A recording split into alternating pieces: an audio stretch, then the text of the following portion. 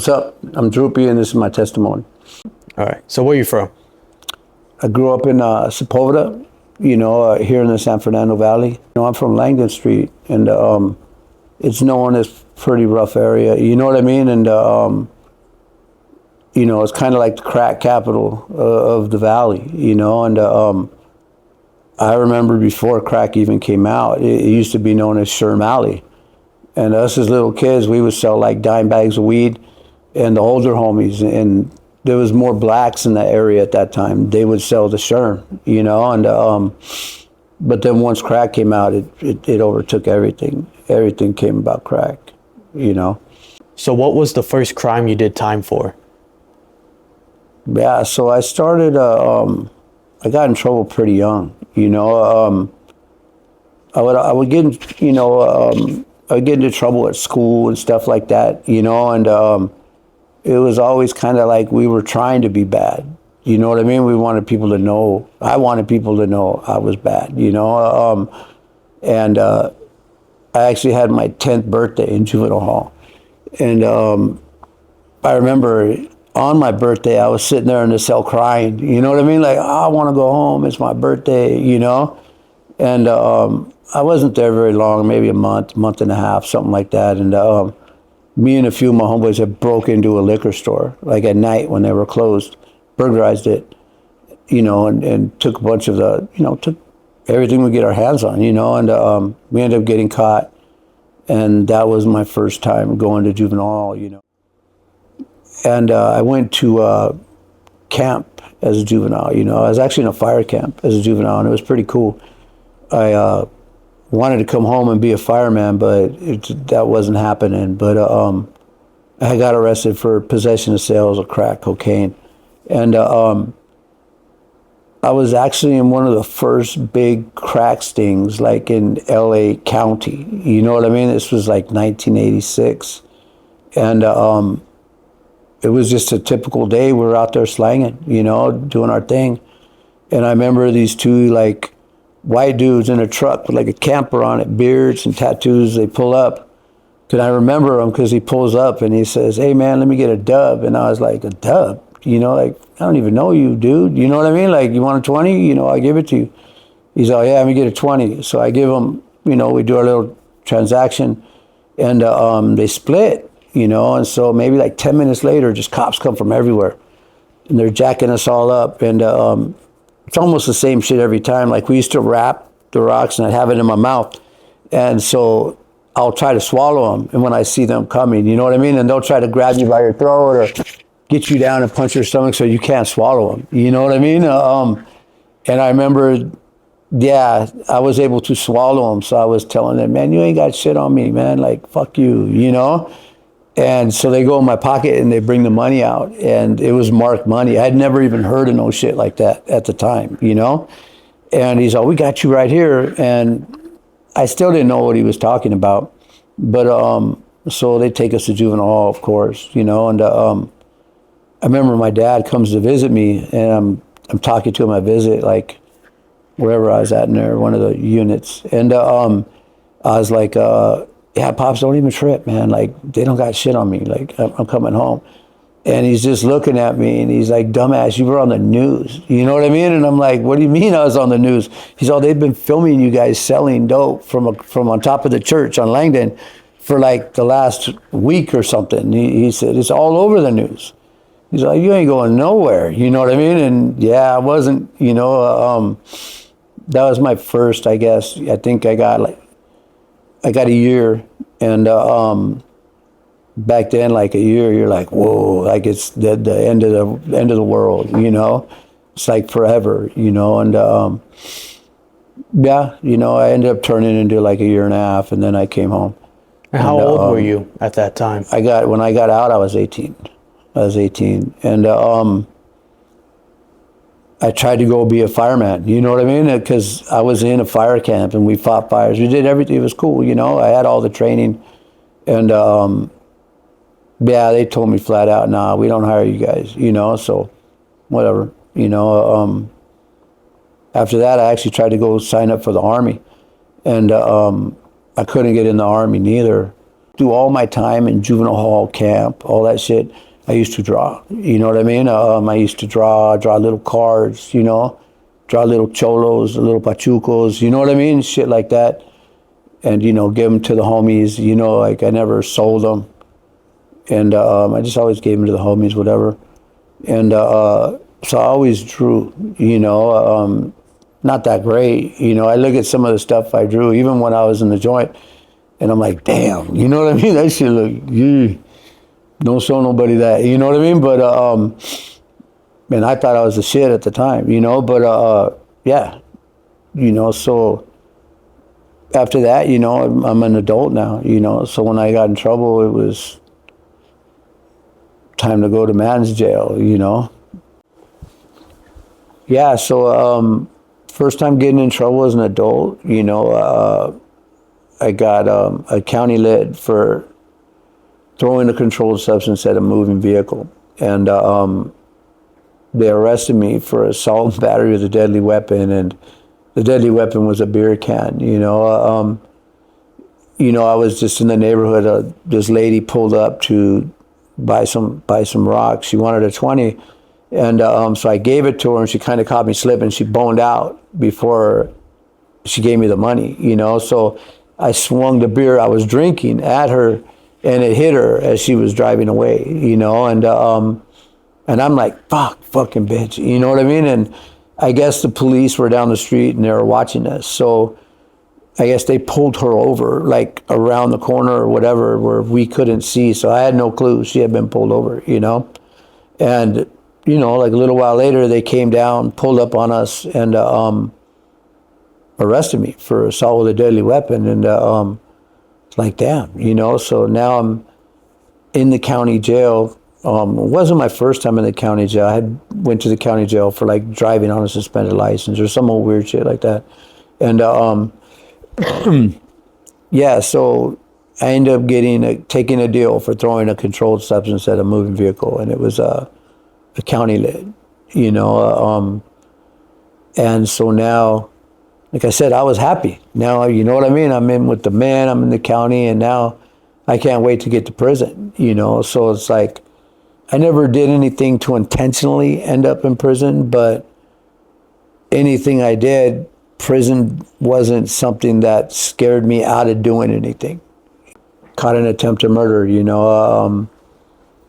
Got into it with some dudes, and one of those guys got shot, you know, and I got arrested for it. And, you know, the laws were different then than they are now. So when he was in the hospital, he picked me out of a 6-pack. And so they arrested me, you know, and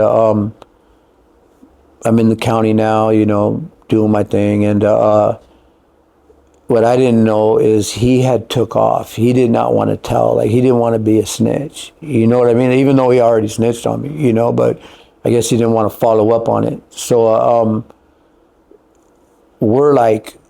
we didn't know for like a year that this dude was running. You know what I mean? And when we found out, we're like, okay, cool.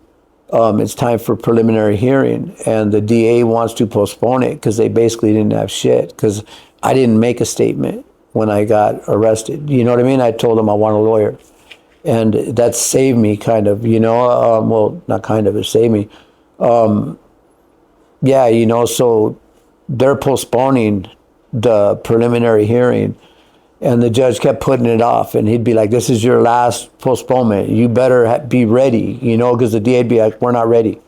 And my lawyer would be like, well, we're ready, you know, and so this is your last continuance. If you're not ready, I'm going to have to let this dude go, you know. And so we'd go back to court, and he'd still be like, we're not ready. And he'll be like, okay, now this is your last one, or we're going to have to let this dude go. And that shit went on a few times, and then finally he had to let me go. You know, and yeah, so, you know, I got out, caught a murder case, you know, and yeah, you know, that was, you know, what happened is something that happened real quick. You know, something like that happens, you react, and then you can't take it back. You know what I mean? Like, it wasn't like, yeah, you know, we're gonna kill you. Like, you know, I didn't even know that dude. You know what I mean? Like, it happened, you know, I'm with my homeboys, and we got into a shootout, you know, and they came out on the short end of the stick, or he came out on the short end of the stick. So they arrested me and two of my homeboys for that, you know. And when it was all said and done, I got 16 years for that. You know, I ended up getting a voluntary manslaughter with a weapon, and it was 11 for the manslaughter, which was the max, and 5 for the gun, which was the max, you know, at the time. So what was it like when you first reached prison? Man, it was a trip. It was, I went to Tehachapi for the reception center, you know, and yeah, man, it was a trip. It was like, fuck, man, I can't wait to take a picture and send it to my homeboys. You know what I mean? So they could see me. I can't wait to smoke for the first time. I can't wait to put on the clothes. It was really like that, you know? It was really like that. And yeah, you know, like hearing 16 years hurt. Like, of course, it's like, damn, man, why couldn't I came with 5 or something? You know what I mean? But like, was what it was. Like, I really honestly don't remember a time where I ever like wanted to cry or felt bad or anything like that. Like, and I had a young son, you know what I mean?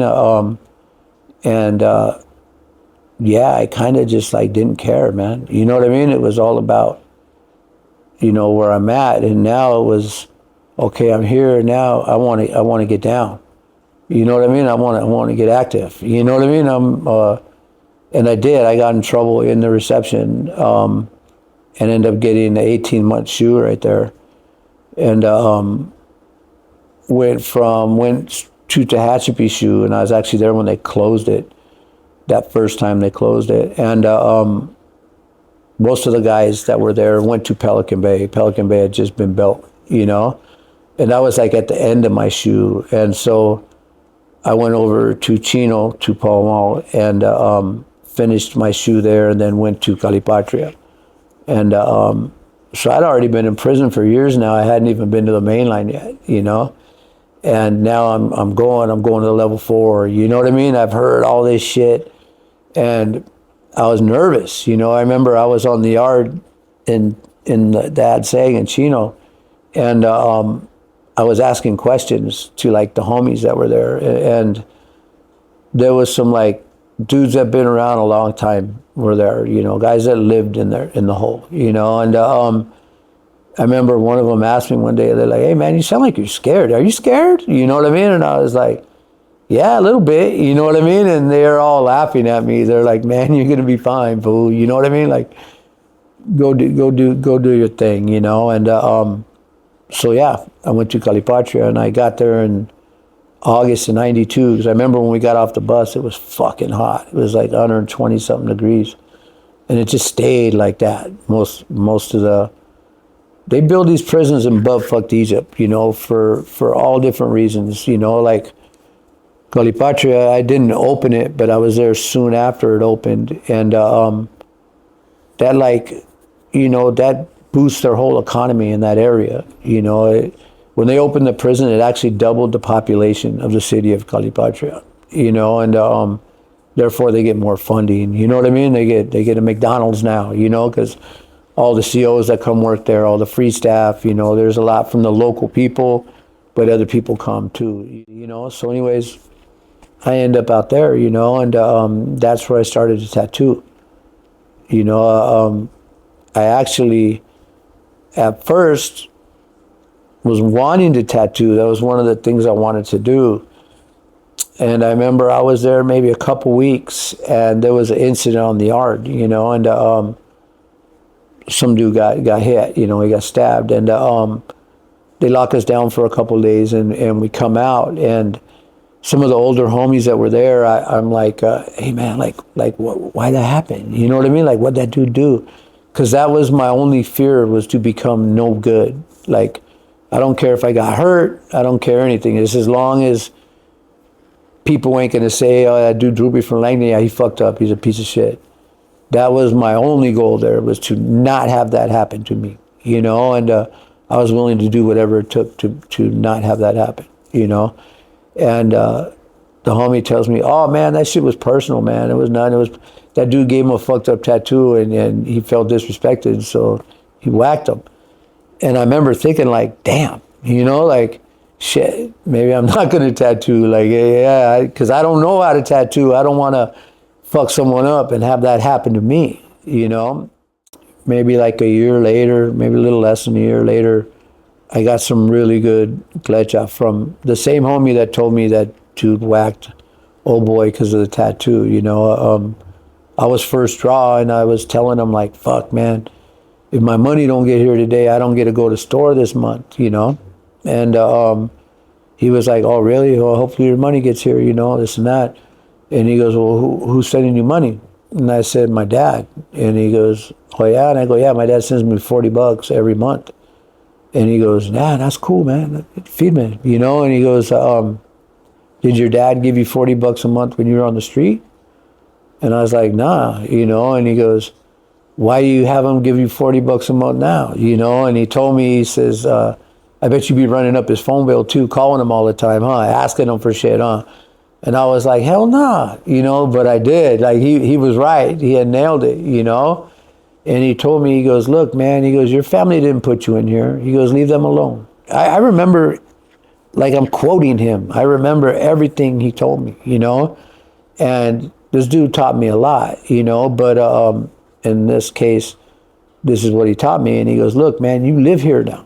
He goes, you live here, He goes, leave your family alone. Stop calling them. Stop asking them for shit. He goes, and then if you do that and you call, they'll be genuinely happy to hear from you, Yeah, so after my boy gave me that advice, like I listened, and he told me, he said, them little cards you be making, he goes, stop giving them away, sell them, and he said, if we give you a $50 paper or something like that, don't use it, sell it, or cut it in half. Use half and sell half for 25. You know what I mean? And he said, man, get your hustle on, learn how to tattoo, do something, but, leave your family and your friends alone, and, man, he was right, everything he said, at first it was like an issue. Like I told my dad, like, hey, Pops, you don't need to send me $40 no more, I'm good. He's like, well, how you getting money? And I says, oh, I tattoo now, Dad. You know what I mean? I tattoo. And so the next month he sent me $40 again. You know what I mean? And I called him. I was like, hey, man, I told you, don't. My sister, I could hear her in the background. It's because he's selling drugs in there, Dad. You know what I mean? And I'm like, shut the fuck up. Like, what you talking about? And yeah, it was funny. I remember that, because they record those calls. You know what I mean? So, even though, I wasn't like doing big things or nothing like that, I was still a kid just figuring out what the fuck's going on in there. So yeah, I went back to Pelican Bay for the 5 years. Yeah, when I got out from that, once again, I was home about a year and I went back for a violation for 7 months, for going 50 miles at the radius of LA County. So they gave me a 7-month violation. And yeah, it was a trip, that was my last time ever in prison. So when and how did your addiction start? It's crazy, I've been doing drugs since I was little. You know how I said before crack came out, my neighborhood was known as Sherm Alley, So we're little ass kids, we're like little Sherm heads. We used to smoke Sherm, Sherm and weed. And drink Mickey Big Mouth's beers, and like it was a trip. I was kind of like a little Sherm as a kid, but I stopped smoking Sherm very young too. I haven't smoked Sherm since I was like 13, 14, maybe 15, 16 years old. And by that time, I damn sure wasn't smoking it all the time, but when I was little, we used to smoke it all the time. And we stopped, pretty much because we just moved on to other drugs, and it wasn't as accessible anymore. Like I said, when crack came out in like 85 in my neighborhood, it just took over everything, and crack's a trip, anybody that's from where I'm from has smoked crack, you know what I mean? Everything was about crack where I live, we used to sell it, but we would all on the down low smoke it too, you know what I mean? So I've never been a basehead, you know what I mean? But I've, smoked crack. And first time I did heroin, I was young, and yeah, did it. Didn't do it again for a long time. Did it again, you know what I mean? But in prison, it was like the drug of choice, just like everybody be smoking weed out here, like, yeah, that's the drug everybody did. So I used to use it in prison, I never got strung out on it, but I used it a gang of times, and when I got out after doing the 16 years, I got strung out, I started using, and yeah, I was strung out, and it was fucked up, it's like you're a slave to it, you're so scared of not having it and getting sick, that becomes your priority over everything. Like you could have been like, hey, Droopy, I'm going to be at your shop at 6 for this podcast. And I'll be like, all right, cool. I'll see you there. And so I'll be like, man, I'm going to call the Conecta at like 4. That way I have plenty of time to get my shit and get over there. Because if I don't have my shit, I'm not going to be able to do this podcast because I'm going to be sick, And so, you call the Conecta, and then he says, okay, I'll be there at 4:30. And now it's like 5, and I'm calling him like, hey man, where you at? Oh, I'm on my way, I'll be right there. Now it's 5:30, calling him, and he's not answering the phone. You know what I mean? And I want to kill this fool. I'm mad because I'm like, damn, I got to get there for the podcast by 6. I'm cutting it close. The thing is, if that fool didn't come till 8, I'm not leaving. You know what I mean? I'm going to stay there.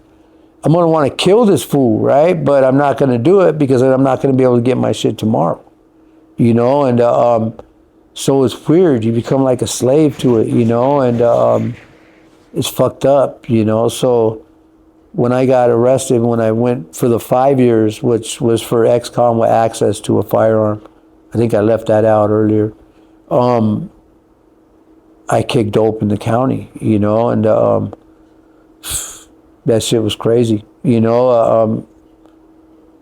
rather get shot than go through that, and I've been shot, so I know how it feels, got shot and almost died, but yeah, I never want to go through that again. That was crazy. Okay, so yeah, kicking dope was insane. Like I said, I'd rather get shot, it just, the sick, like it went on forever. It took like over a month, and yeah, I can't even describe, you know what I mean? Like, it's like hell, you know what I mean? It's like never ending, like I was saying, when I got shot, yeah, I was fucked up. I almost died, but I was cool a couple weeks later, I was more fucked up because the bullet gave me blood poisoning, you know what I mean? And that's what almost killed me. It wasn't actually the bullet, because I got shot in the arm, and yeah, it wasn't a big gun, because it didn't go all the way through, and one of my homegirls was in nursing school at the time, and she got the bullet out of my arm, and the next day when I woke up, like, I could barely move. I was almost dead. Remember them Nextel chirping phones? Well, I chirped one of my homeboys, and he ended up coming by, and he came to my pad, and I lived there. It was an apartment. I lived there by myself, and when I didn't open the door, he broke in. You know what I mean? And he found me, and so he called the ambulance. And yeah, it was funny how it happened. It's in the neighborhood, and dudes pulled up in a taxi acting like they wanted to buy crack. So when I'm walking up to the taxi, they came out and dumped on me, and they nailed me, the fuckers. And yeah, that's what happened, but like I said, I got better. Like, kicking dope was crazy, man, I don't even know how to describe it. I know I don't never want to go through that again, and yeah, I actually started using again later when I got out, but I wasn't slamming it. I was doing Carlitos, you know, and then having to get off of that was rough too. But now I was on the street. I had help. I went and got the what's that shit called? Not methadone, Suboxone. You know what I mean? I did that shit, but I really did it, and I got off. You know, and I've been clean for a few years. You know, and yeah, a lot of people, because even before that, you know, that when I was out, when I was slamming the dope and I was strung out, I wanted off of the dope. You know what I mean? Because it sucked. It was just, you know, I went and got on methadone, but now I'm doing the methadone and getting high. You know what I mean? It's weird. It's hard. It gets you. You know what I mean? It's hard. You know, I remember I used to like look in the mirror and be like, man, what the fuck happened to you? You know, like in prison, you want to be strong in your body, strong in your mind. Even like in the shoot, I would have time to study every day, you know, whatever I want. You know, no one told me what I had to study, you know what I mean? And I didn't have to study if I didn't want to, you know, but most of the homies that wouldn't go crazy would do this type of thing, you know what I mean? Would study, would work out, you know what I mean? Not just sit there and watch TV all day. And those dudes, next thing you know, they're talking at the TV, you know what I mean? So yeah, you know, have a good program. And like I said, it's always strong in the mind, strong in the body. And yeah, so I would be wondering like, man, how does this little booger, this thing's stronger than me? You know what I mean? Like, fuck, you know, and yeah, it was a trip, man. You know, it feels good not to be dependent on anything, you know, even though in a weird way I miss it sometimes, you know what I mean? But yeah, in a weird way I miss prison sometimes, you know what I mean? Because like I miss, and that doesn't mean I want to go back, because I don't. I have my life out here now. I'm doing really, I haven't been there in a long time, and I'm not planning on going back anytime soon or getting strung out on anything anytime soon, you know. I would fuck off everything I'm doing now, and things are going pretty good, you know. You know, I have the shop, you know what I mean? I'm a solo artist, you know what I mean? I get to travel, go to conventions, make good money, you know.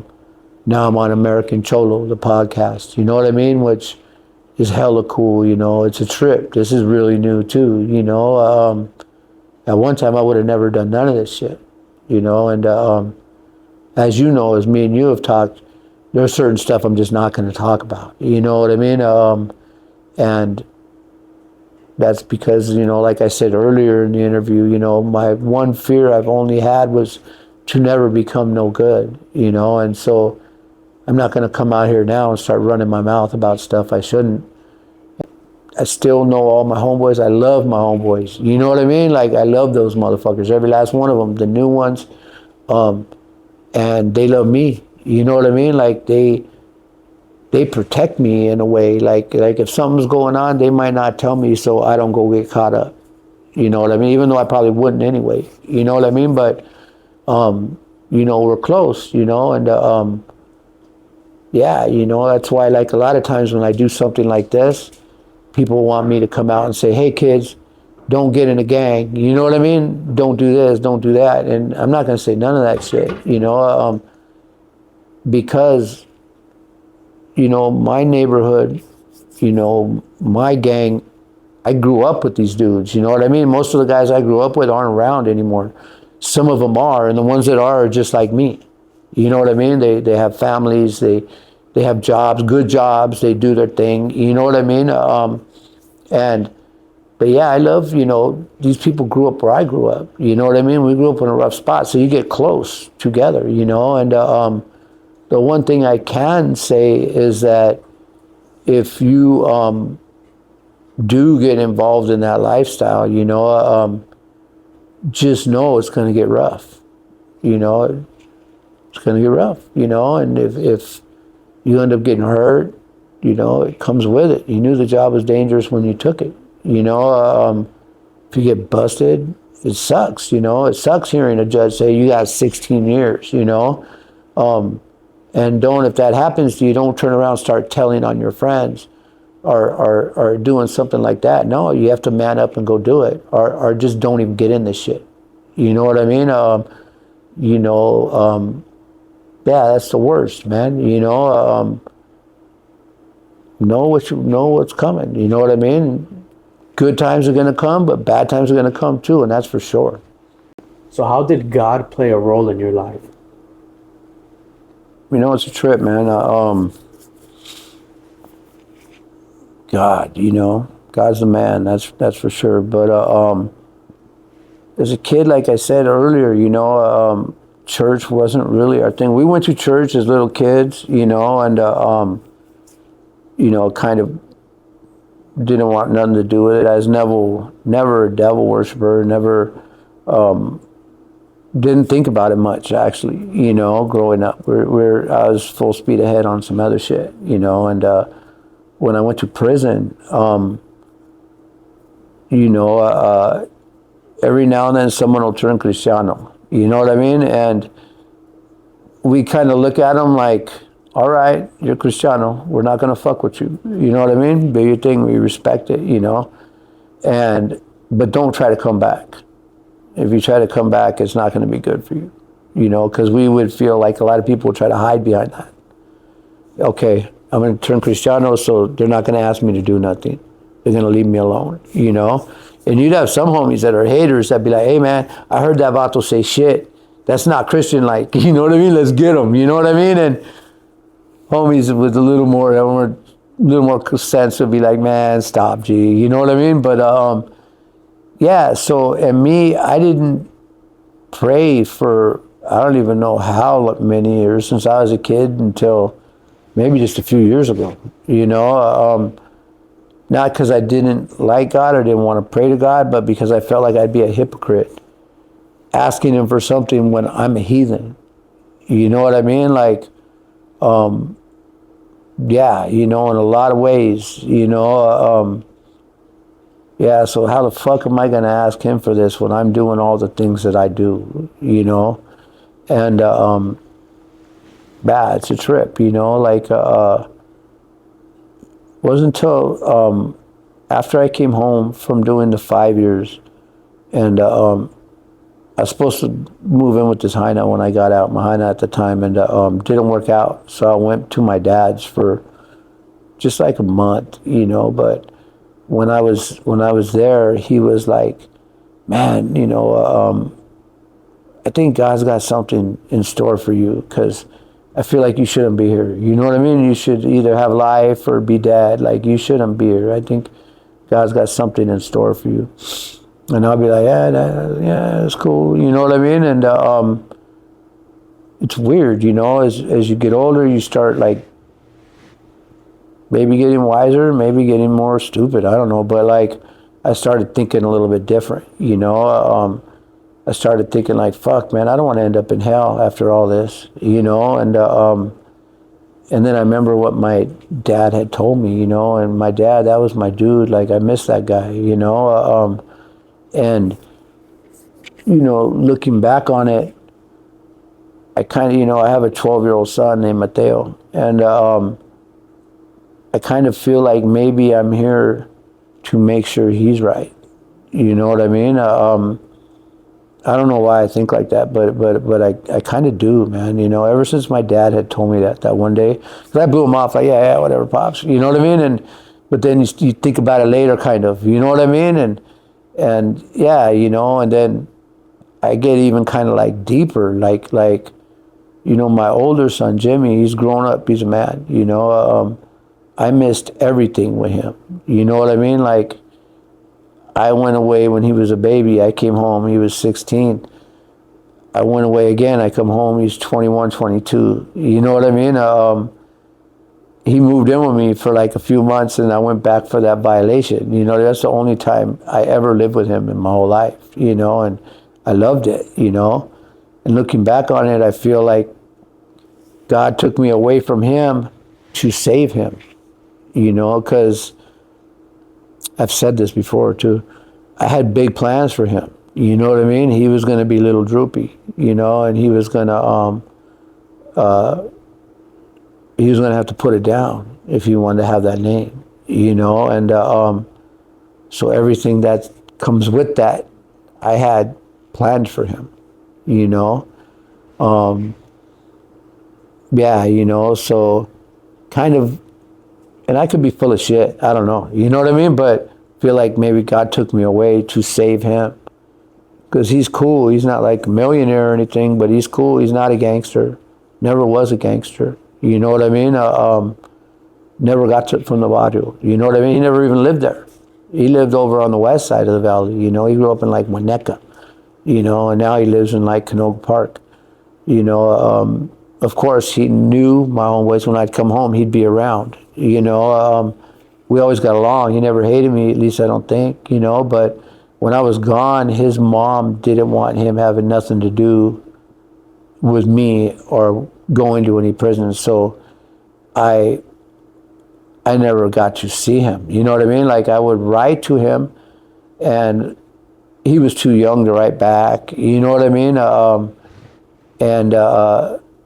When I wasn't in the hole, I would get a chance to call him, you know, and it would be weird because I'd call him and he don't know me, you know what I mean? So I'll be like, hey, yo, how you doing? You know, and he'll be like, hi, you know, and I'll be like, how you doing? Okay.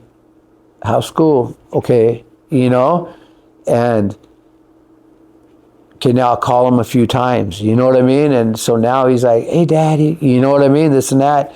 And then boom, get into trouble and go to the hole for like a year or two. You know what I mean? And get out and call them and then be back to, hi. You know what I mean? Like, you know, so it was a trip, you know, thank God that we're cool. You know what I mean? And I think he knows that I wasn't like a deadbeat dad, not fucking with him because I didn't want to, you know. Like I took away because of my own actions, of course, you know, and I'm sure he's not happy about it, but we're cool, you know what I mean? I talk to him all the time, and he's part of my family, you know what I mean? Him and his little brother, who's hella younger than him. He looks like he's the dad, you know what I mean? Yeah, you know, they love each other. They're cool. It's all good, man. Like I'm blessed, you know, and